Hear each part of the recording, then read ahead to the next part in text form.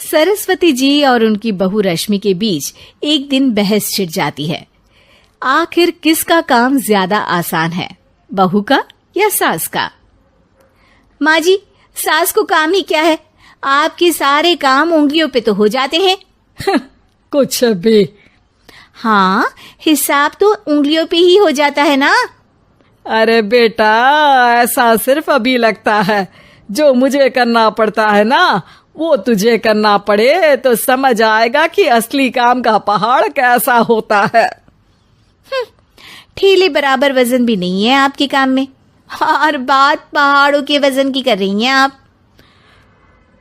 तू ऐसा करती ही क्या है घर में बेटा, ये तो बता मुझे। मैं थोड़ी ना कुछ करती हूँ, सब जादू से हो रहा है इस घर में। अरे एक दिन मेरा काम करोगी तो समझ आएगा। Okay okay, shut up. कल से मैं घर के काम करूंगी और तू मेरी जगह हर चीज का हिसाब रखना, ठीक है? ठीक है, ये भी कर लेते हैं।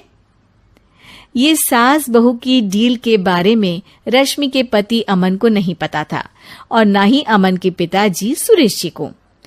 पर गेहूं के साथ साथ जैसे घुन भी पिस जाता है, ये दोनों भी पिसने वाले थे। सुबह अमन उठकर रेडी होता है ऑफिस जाने के लिए, तो पता है उसके कपड़े नहीं निकले हुए हैं।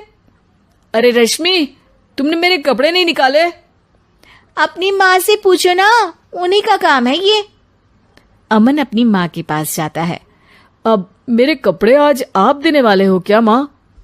हाँ, देना तो मुझे ही चाहिए, पर तेरी बहू ने कपड़े धोने ही नहीं डाले, तो कोई भी धुला हुआ कपड़ा नहीं है बेटा। हैं? ऐसा क्यों? कपड़े तो धोने आप ही देते हो ना माँ? अरे बहू ने तुझे बताया नहीं, अब हम अदल बदल गए हैं। मैं अब बहू और तेरी बीवी सास। अमन परेशान हो गया। वो बिना इस्त्री के कपड़े पहनकर ऑफिस चला गया। सरस्वती जी अपने घुटने के दर्द के कारण झुककर घर साफ नहीं कर पा रही थी और ना ही खाना बनाना याद रख पाई। उधर रश्मि पहले ही दिन घर की चाबी घुमा चुकी थी और 300 रुपए का हिसाब अलग नहीं मिल रहा था। पर दोनों का ही घमंड कैलाश पर्वत से भी बड़ा था और दोनों ही खेमे एक दूसरे की बात मानने को बिल्कुल तैयार नहीं थे। शाम को जब सुरेश जी और अमन खाना खाने बैठते हैं तो सरस्वती जी उनके सामने गाजर और पपीते लाकर रख देती हैं। अरे माँ, ये क्या है? ख्याली पुलाव के साथ सलाद। माँ जी खाना बनाना भूल गई लगता है। अरे एक एक चमन्नी का हिसाब है मेरे पास, खाना बनाना कैसे भूल जाऊंगी? ये तो मैंने पढ़ा था कि फल फ्रूट खाने से सेहत अच्छी रहती है, इसीलिए ये ले, एक फल खा ले।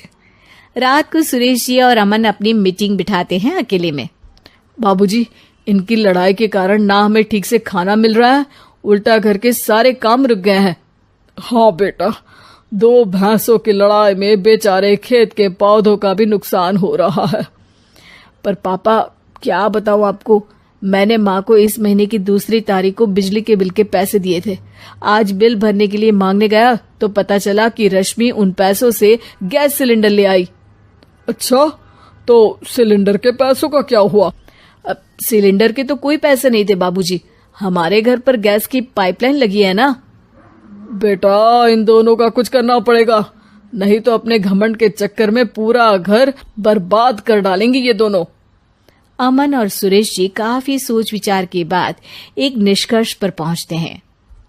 रात ही को दोनों अपनी पत्नियों की अलमारी से नई साड़ी निकालते हैं और सुबह जब रश्मि और सरस्वती जी उठते हैं तो देखते हैं कि दोनों पति साड़ी पहनकर चढ़ाव पर सब्जियां काट रहे हैं। अरे ये सब क्या हो रहा है? क्या हो रहा है मतलब? आप दोनों अदल बदल हो सकते हो तो हम क्यों नहीं? अरे क्या मतलब? नहीं नहीं, मेरी भी बचपन से किसी की बहू बनने की इच्छा थी, तो आज से सरस्वती तुम बड़ी बहू, मैं मिडल बहू और अमन छोटी बहू। अरे लेकिन सब घर पर बैठ जाएंगे तो कमाएगा कौन? ये घर कैसे चलेगा? अब वो तो भैया या बाकी लोग जाने, अब हमने भी अदल बदल कर ही लिया है तो कुछ नहीं हो सकता।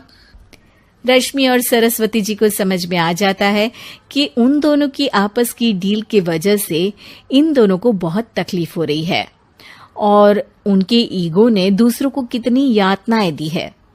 अब असल में माँ जी आप सही थी, सास बनना बहुत मुश्किल है। अरे हाँ बेटा, और तू भी, मुझसे तो नहीं हो पाया सब घर के काम, वापस बदल ले क्या? हाँ हाँ बिल्कुल माँ जी, और अब आप दोनों भी बदल लीजिए। कोई आ गया तो आप